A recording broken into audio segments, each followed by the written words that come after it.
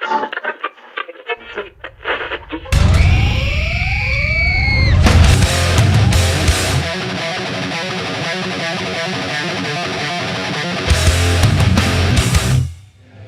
to another Prosthetic Records webisode. This is our second installment, and we are here today in Hollywood. Can we call it number 2? I'm with Skeletonwitch. At Vacation Vinyl. About to play in-store. Little promotional thing. We got Breathing the Fire, our new record, out on Prosthetic Records.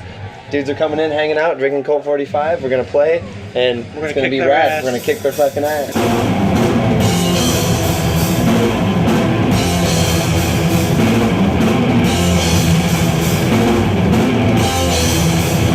Alright guys, your record is out, and you guys have just wrapped up the Children of Bodom tour, and you're just starting the Black Dahlia headlining run. Yes. So let's start with the tour. How have things been? How was the Bodom tour? Incredible. Yeah, it's been one of the best yet. Yeah. The biggest treat for us was doing like that whole huge section of Canada that we've never done before, and there's just a shitload of kids there. Like, you know, Bodom obviously does well everywhere, but they do really well in Canada, and in turn, by piggybacking, we do well in Canada. You do well. Yeah, exactly. Yeah, the kids just go fucking nuts. I think part of it is that in certain areas, if you're 18 or 19, you can get wasted legally.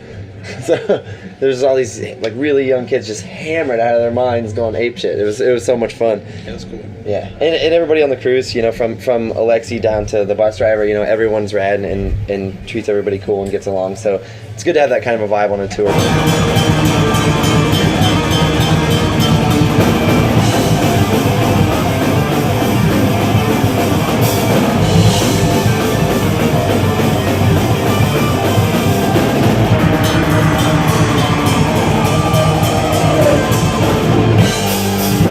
Good stories.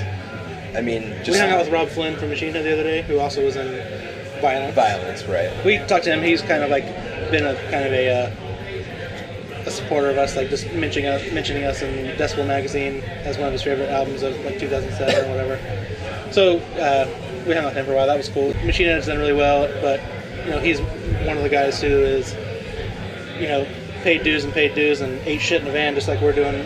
And you know, has made it to where he is now, so he understands guys like us, and he's a fucking sweet ass dude. So yeah, dude, he rules. He's really just a down to earth guy, and it's cool that, you know, it's always cool when somebody like Rob Flynn or like Glenn Danzig and stuff, who's been doing this for such a long time, still gives a shit about younger bands and listens to underground stuff. Oh yeah, really you guys tour with Danzig. We're actually right around the corner from Danzig's house. Oh, let's go. Where the fuck's he at? Yeah. I'm gonna get him in. I know. God, I'll take you by there a little bit. I'd love to see Glenn. Wow. Yeah, I mean, tell us, because we were kind of shooting the shit last night at Pomona about the Danzig tour. Are there any cool stories like that? Because that's just like touring with Danzig is such like a weird, like, wow. Yeah, on the second day of the Danzig tour, you know, everyone's hanging out in their room, or some of us are hanging out in the room getting wasted, and you know, like, oh, holy shit, you know, I can't believe we're here, this is awesome, just partying our ass off. A pair of panties were involved. And there was a pair of panties that Molchai was sniffing for some reason, and because I dared him to.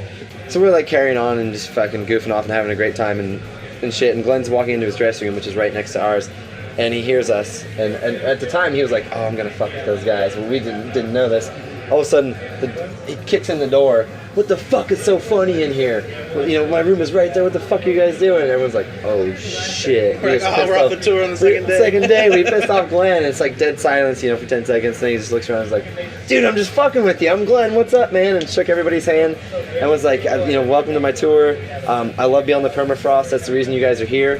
My management and booking wanted only 4 bands. I made them take 5 because, you know, I want you guys to play in front of more people. And just really, really cool. Like, was like, dude, I love the record. I'm bringing people out to the shows. So he's like, steal my fans, fuck lots of chicks, party your ass off, but be pro about the business side. Take care of your shit and write another good record, because the last one won't. Don't fuck it up.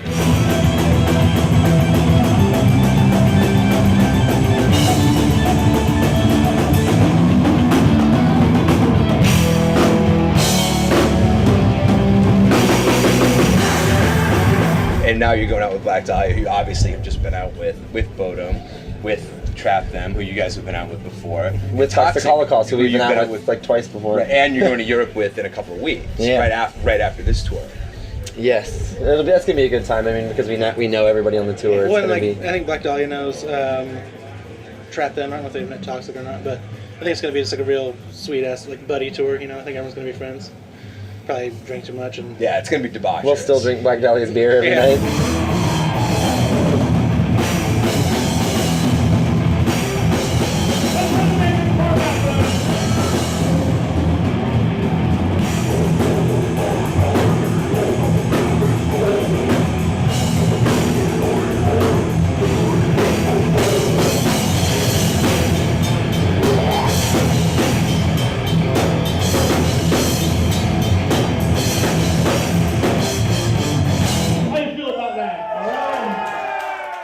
So now this is your second record for Prosthetic, your third record overall, and this is the first. You did this record with Jack and Dino. We've done High on Fire, Nirvana, Soundgarden, The Accused, Zeke. There's 3 Inches of Blood, Toxic Holocaust.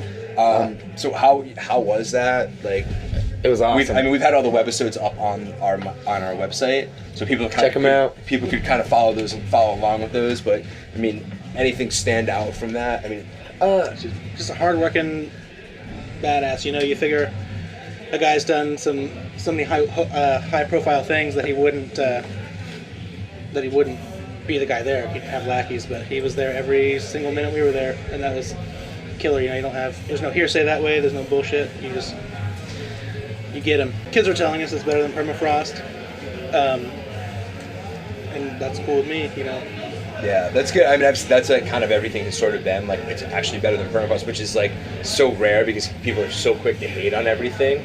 Just to be instantly, oh, it's not as good as the last one. Right. Yeah. You know, and this has been like totally the opposite because permafrost kicked ass. Skeletonwitch, I like the early stuff. Yeah, I like the early stuff. I like this before they started to Prosthetic. I like Onward to Battle. Yeah. I liked it. There's this rare demo I got from Nate from this 4-track that no one's ever heard before. I like that kind of stuff. You know. Yeah. So it's good. It's really good to hear that from kids and people that are that dig the band that they do like this one even more than Permafrost. I mean, I think Chance has said this before, but everyone we write the music for ourselves. Everyone loves their own kid, and thinks it's the cutest, and then takes someone else to tell you that it's ugly. My mom thinks I'm cool. So.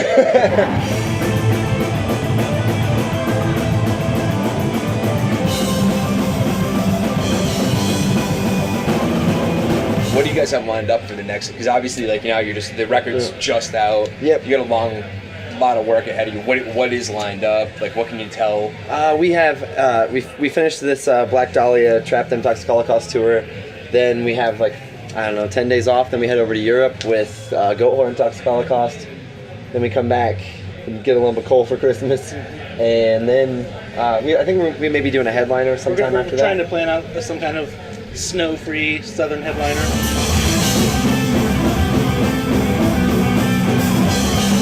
Right.